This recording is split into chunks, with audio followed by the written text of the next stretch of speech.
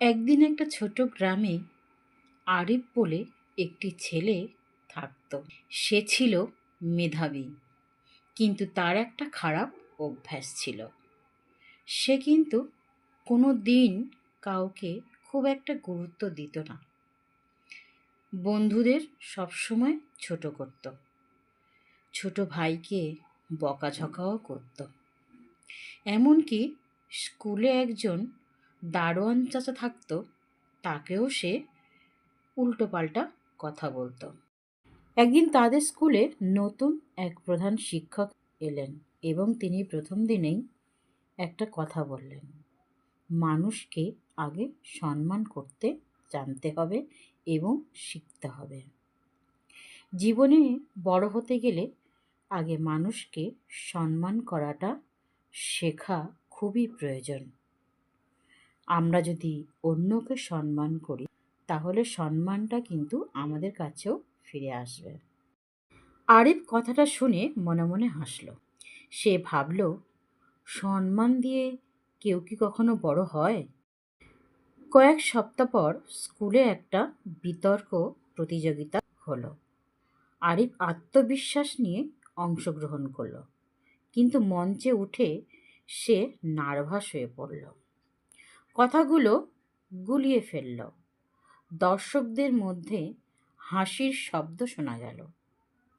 আরিফ ভীষণ লজ্জা পেল। ঠিক তখনই সেই দারোয়ান কাকু, যাকে সে কোনোদিনও সম্মান করেনি, সেই কাকু কিন্তু তাকে জল এনে তার হাতে দিল এবং বলল যে, তুমি ভয় পাচ্ছ কেন? ভয় পেও না, তুমি চেষ্টা করো, দেখো ঠিক পারবে। তার বন্ধুরাও তাকে সাহস জোগাতে লাগলো এবং বলল, আরিফ, তুই বলা শুরু কর, তুই ঠিক পারবি, সাহস নিয়ে বলতে শুরু কর। তারপর আরিফ কিন্তু সাহস নিয়ে তার বক্তব্য শুরু করলো এবং সে ফার্স্ট না হলেও সে কিন্তু সবার সম্মান অর্জন করলো।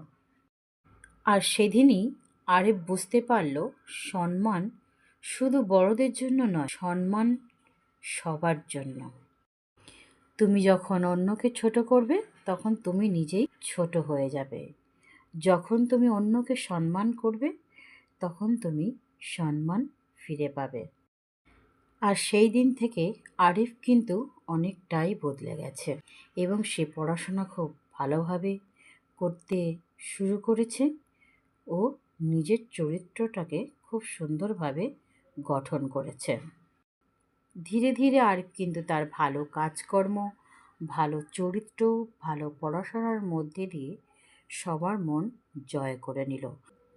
আর সবাই কিন্তু তাকে খুব ভালোবাসতে লাগলো। সম্মান মানুষের হলো আসল শক্তি। অন্যকে যখন সম্মান আমরা দেই, তখন কিন্তু আমাদের মূল্যটা অনেক বেড়ে যায়। ভালো চরিত্র কিন্তু একজন মানুষকে অনেক বড় করতে পারে। টাটা, কেমন লাগলো বলবে।